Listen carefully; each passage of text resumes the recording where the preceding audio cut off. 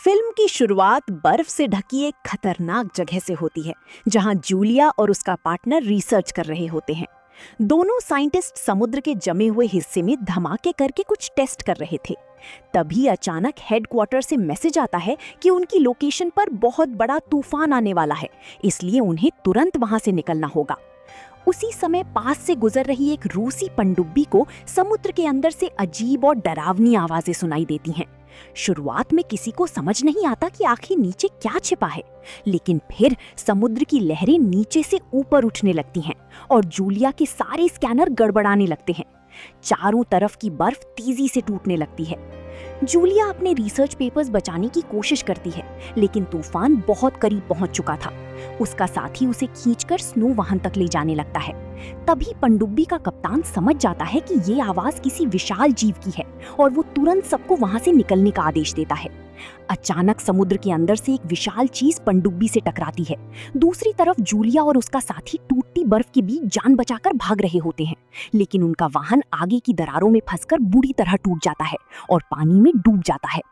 कुछ ही सेकंड में उनके पूरे रिसर्च कैंप को धमाके उड़ा देते हैं और बाकी वैज्ञानिक बर्फीले पानी में समा जाते हैं। पनडुब्बी के अंदर हालात और भी खराब हो जाते हैं। हर तरफ झटके लग रहे थे, लोग अपनी सीटों से गिर रहे थे। तभी सैनिक हमला करने की कोशिश करते हैं और अंधेरे में उन्हें किसी विशाल टेंटिकल की झलक दिखाई देती है। हालात बेकाबू होते देख एक अधिकारी इमरजेंसी सिग्नल भेज देता है।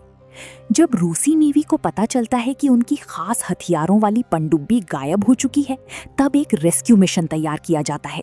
इस मिशन की जिम्मेदारी विक्टर नाम के अधिकारी को मिलती है, जिसका भाई उसी लापता पनडुब्बी का कप्तान था। विक्टर की मां बहुत डरी हुई होती है। वो उसे उसके पिता की पुरानी घड़ी देती है और कहती है कि ये तुम्हारी रक्षा करेगी। रात में विक्टर अपनी टीम के साथ मिशन पर निकलता है। उसी दौरान जूलिया और उसका साथी बर्फीले तूफान में भटक रहे होते हैं। अचानक उन्हें एक ऑयल रिग का सिग्नल मिलता है। जूलिया कॉल करने की कोशिश करती है, लेकिन तेज तूफान की वजह से सामने वाले उनकी आवाज नहीं सुन पाते और कॉल कट जाती है। अगले दिन विक्टर की पनडुब्बी उस इलाके में पहुंचती है जहां पुरानी पनडुब्बी गायब हुई थी। दूसरी तरफ जूलिया और उसका साथी बर्फ में दबा हुआ एक सिग्नल बॉय ढूंढ लेते हैं। उन्हें उम्मीद होती है कि अब शायद कोई उन्हें बचाने आएगा। इसी बीच पनडुब्बी को वही सिग्नल मिल जाता है और वे उसकी दिशा में बढ़ने लगते हैं। रास्ते में उनके आसपास बहुत सारी व्हेल मछलियां दिखाई देती हैं। तभी अचानक समुद्र के अंदर हलचल शुरू होती है और अंधेरे में से विशाल टेंटिकल निकलकर एक ही बार में कई व्हेल्स को मार देता है। अब पनडुब्बी के रडार पर एक विशाल जीव दिखाई देता है, जो तेजी से उनकी तरफ बढ़ रहा था। दुश्मन समझकर हमला करने की तैयारी होती है, लेकिन विक्टर सबको छिपने का आदेश देता है। वे बर्फ की बड़ी दीवारों के बीच जाकर खुद को छिपा लेते हैं। कुछ समय के लिए खतरा टल जाता है, लेकिन पनडुब्बी को नुकसान पहुंच चुका था। उधर ठंड से बचने के लिए जूलिया और उसका साथी पत्थरों के नीचे छिपे हुए थे। तभी अचानक बर्फ टूटती है और विक्टर की पनडुब्बी उनके सामने निकल आती है। टीम पहले उन पर शक करती है, लेकिन विक्टर उन्हें अंदर आने देता है। पनडुब्बी में जूलिया बताती है कि उसने बड़े धमाके और अजीब आवाजें सुनी थीं। विक्टर को लगता है कि शायद इन्हीं धमाकों की वजह से उसका भाई फंसा होगा। तभी फिर से वही रहस्यमयी जीव उनका पीछा करने लगता है। इस बार वे पास की एक ऑयल रिग की तरफ भागते हैं, लेकिन वहां पहुंचते ही समुद्र से विशाल टेंटिकल निकलते हैं और पूरा ऑयल रिग तबाह करना शुरू कर देते हैं। चारों तरफ धमाके, आग और चीखें गूंजने लगती हैं। विक्टर पहली बार उस विशाल दैत्य को साफ देखता है और पूरी टीम दहशत में आ जाती है। सीनियर ऑफिसर कमान संभालता है और बमों से हमला करता है, लेकिन वो राक्षस मरता नहीं बल्कि और ज्यादा गुस्से में आ जाता है। अब वो सीधे पनडुब्बी पर हमला करता है। एक जोरदार वार से पूरी पनडुब्बी हिल जाती है। कई लोग घायल हो जाते हैं और अंदर आग लग जाती है। तभी सबको पता चलता है कि ये कोई साधारण जीव नहीं, बल्कि एक क्रैकन है, एक विशाल समुद्री दैत्य जिसके बारे में सदियों पुरानी कहानियां मशहूर थीं। विक्टर समझ जाता है कि ये जीव आवाजों का पीछा करता है, इसलिए वो पूरी पनडुब्बी को साइलेंट मोड में डाल देता है। कुछ समय बाद क्रैकन वहां से चला जाता है, लेकिन आग और नुकसान से टीम टूट चुकी होती है।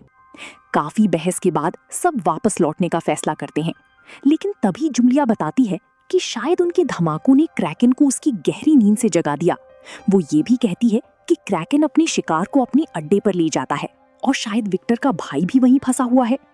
तभी उन्हें लोहे पर लगातार दस्तक जैसी आवाज सुनाई देती है। इसका मतलब था कि पुरानी पनडुब्बी में अभी भी कुछ लोग जिंदा हैं। विक्टर अपनी टीम को समझाता है कि वे अपने साथियों को मरने के लिए नहीं छोड़ सकते। फिर वे समुद्र की और गहराई में जाते हैं। वहां उन्हें हजारों डूबे हुए जहाज दिखाई देते हैं। इससे साबित हो जाता है कि क्रैकन सदियों से समुद्र में जहाजों का शिकार करता आया है। आखिरकार उन्हें पुरानी पनडुब्बी मिल जाती है और विक्टर अपने भाई अलेक्जेंडर को जिंदा देखकर बेहद खुश हो जाता है। धीरे धीरे सभी बचे लोगों को बचाया जाने लगता है। लेकिन तभी क्रैकन फिर लौट आता है। हालात इतने खराब हो जाते हैं कि विक्टर और अलेक्जेंडर फैसला करते हैं कि वे उस खतरनाक हथियार का इस्तेमाल करेंगे जो पुरानी पनडुब्बी में मौजूद था। दोनों भाई मिलकर सिस्टम चालू करते हैं। दूसरी तरफ क्रैकन लगातार हमला कर रहा था। पूरा जहाज टूटने लगता है। आखिरकार दोनों हथियार एक्टिव कर देते हैं और जोरदार विस्फोट होता है। अब पानी तेजी से अंदर भरने लगता है। दोनों भाई किसी तरह मिनी सबमरीन तक पहुंचते हैं। आखिरी सेकंड में वे वहां से निकलने में कामयाब हो जाते हैं और पीछे पूरा इलाका धमाकों से भर जाता है। मुख्य पनडुब्बी में बैठे लोग उम्मीद छोड़ चुके थे, लेकिन तभी पानी में बुलबुले दिखाई देते हैं। मिनी सबमरीन सुरक्षित बाहर आ चुकी थी। सभी खुशी से झूम उठते हैं। विक्टर और अलेक्जेंडर को हीरो की तरह सम्मान मिलता है। आखिर में उनकी मां दोनों बेटों को सुरक्षित देखकर भावुक हो जाती है और इसी के साथ फिल्म खत्म हो जाती है।